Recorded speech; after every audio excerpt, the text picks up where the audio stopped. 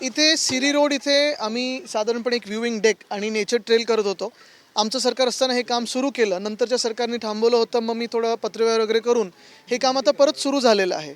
मुख्य गोष्ट ही आहे की इथून गिरगाव चौपाटीचा पूर्ण एक चांगला व्ह्यू मिळतो आणि हा एलिव्हेटेड वॉकवे जो आपण करत आहोत पूर्णपणे आपण पाहताय पर्यावरणाच्या आजूबाजूला सगळं असताना वातावरण खूप चांगलं असताना इथे लोक येऊन चालू शकतात. आणि माझी मागणी हीच होती त्यावेळी देखील की हे वेळेत जर झालं तर मुंबईकरांना ह्याची एक चांगली मजा घेता येईल. आपल्याकडे पर्यटक येतात त्यांना देखील गिरगाव चौपाटी बघता येईल आणि आपल्याला माहिती आहे की गणपती बाप्पाच्या विसर्जनाच्या दिवशी देखील इथून एक चांगला व्ह्यू पूर्ण त्या गिरगाव चौपाटीचा मिळू शकेल. मुंबईत खड्डे बुजवणारे कंत्राटदार गायब आहे. पोलीस खड्डे बुजवतात. काल पण मी ट्विट केलं होतं, आज पण मी ट्विट केलेलं आहे. हा भयानक प्रकार झालेला आहे. काल आम्ही नॅशनल हायवे 48 मला वाटतं तिथे बघितलं पालघरजवळ आणि हे काही ठिकाणी होतं की पोलीस बिचारे खड्डे बुजवत आहेत. हे मुळात त्यांचं कामच नाही आहे. पोलिसांचं कामच नाही आणि पोलिसांना हे करू द्यायलाच नाही पाहिजे कारण पोलिसांचं काम फार वेगळं आहे. कॉन्ट्रॅक्टर कुठे आहेत मूळ हे बघायला पाहिजे. कॉन्ट्रॅक्टर एक तरी आपल्याला सापडला आहे का असा की जो तिथे खड्डे बुजवला गेलेला आहे. मग मुंबई गोवा हायवे असेल, मुंबई नाशिक हायवे असेल, मुंबई अहमदाबाद हायवे असेल, हे तिन्ही हायवे NHAIकडून आम्ही खूप वेळा कौतुक ऐकत असतो स्वतःचंच की आम्ही एवढ्या तासात एवढे किलोमीटर बनवतो आणि तेवढे किलोमीटर बनवतो. तो फुगा फुटलेला आहे. त्यांचं बोगस काम जे आहे, त्यांच्या थापा ज्या आहेत ते लोकांसमोर आलेले आहेत. आपण पाहिलं असेल तर अनेक सभे 4-4 फूट पाणी एवढं भरतंय.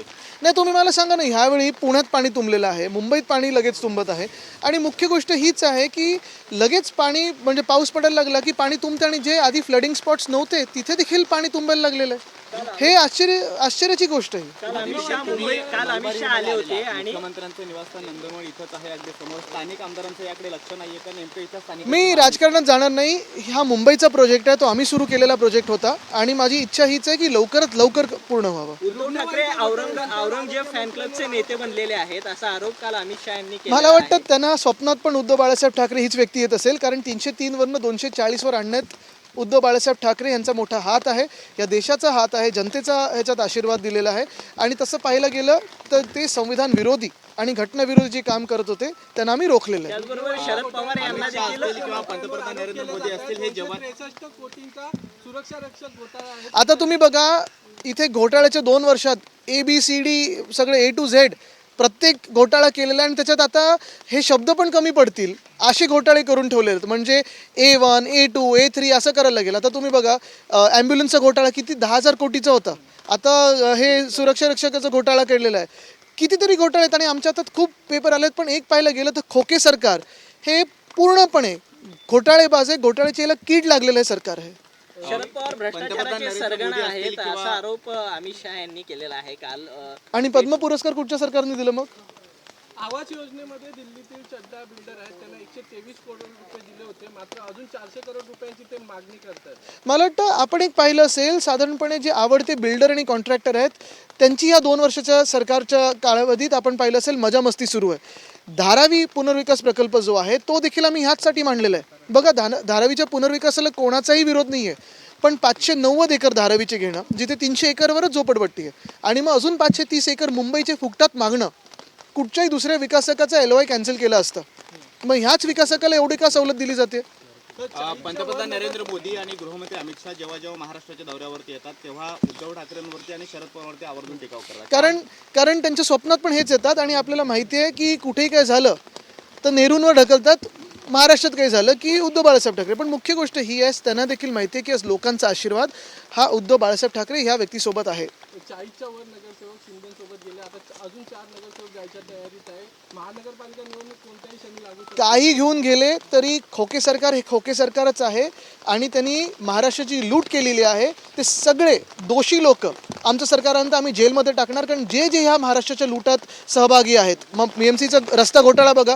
आत्ताच BMCमध्ये मागच्या वर्षी 6,500 कोटीचा घोटाळा मी लोकांसमोर आणला तरी देखील पंतप्रधान महोदयांना त्यांनी येऊन भूमिपूजन करायला लावलं.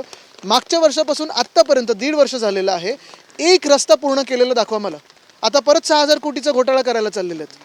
मुख्यमंत्र्यांनी शरद पवारांची भेट सुरू झालेली आहे, बैठक सुरू झालेली आहे. कोणत्या विषयावरून बैठक होते ते मला कसं माहिती होईल? ॲडव्हर्टाइजमेंटमध्ये महाराष्ट्र शासनाने 2021 पासून जो माणूस मिसिंग आहे त्याचा वापर केला. आता काय की हेच महाराष्ट्र शासन म्हणजे ही राजवट जी आहे भाजप आणि मिंदे राजवट जी आहे ती भूलथापा त्यांच्या आपणच लोकांसमोर आणत आहेत. आम्हाला पण बोलायची गरज नाही पडत आणि लोकांना माहिती आहे की हे खोटारडं सरकार आहे, जुमलेबाज सरकार आहे. जे सरकारी कर्मचारी आहेत त्यांना आता RSSच्या कार्यक्रमामध्ये सहभागी होता येणार आहे.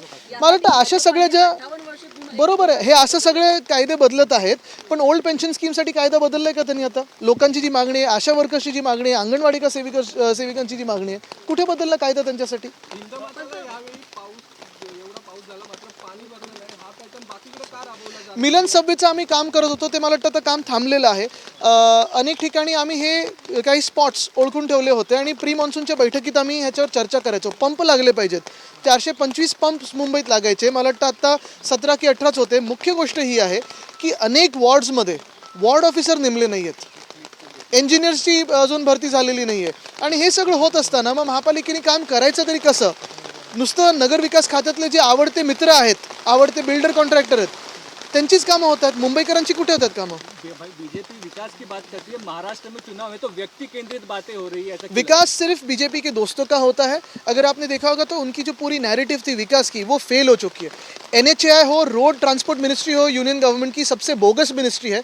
मुंबई गोवा हो, मुंबई अहमदाबाद हो, मुंबई नासिक हो, जो भी पूरे ताम झाम से बताते थे कि पैसे की कमतरता नहीं है, हम ये बनाते हैं वो बनाते हैं, किलोमीटर इतने बनाते हैं, सबसे बोगस क्लेम है वो. क्योंकि अगर आपने देखा होगा ये 3 रास्तों पे इतने गड्ढे हैं, कल तो पुलिस को लाना पड़ा वो गड्ढे बुझाने के लिए, लेकिन उनके कॉन्ट्रैक्टर दोस्त दिखे नहीं. गृह मंत्री दोष दे रहे हैं उद्धव जी को, शरद पवार जी का नाम ले रहे हैं, क्यों आपको लगता है व्यक्ति केंद्रित? मुझे लगता है कि डर जो है उनके मन में, वो इतना बैठा हुआ है उनके मन में कि ये डर अच्छा है. आज दोन्ही उपमुख्यमंत्र्यांचा वाढदिवस आहे, देवेंद्र फडणवीसांचाही वाढदिवस आहे आणि अजित पवारांचाही वाढदिवस आहे. काय त्यांना मुख्यमंत्र्यांनी शुभेच्छा मनापासून दिल्यात का विचारा.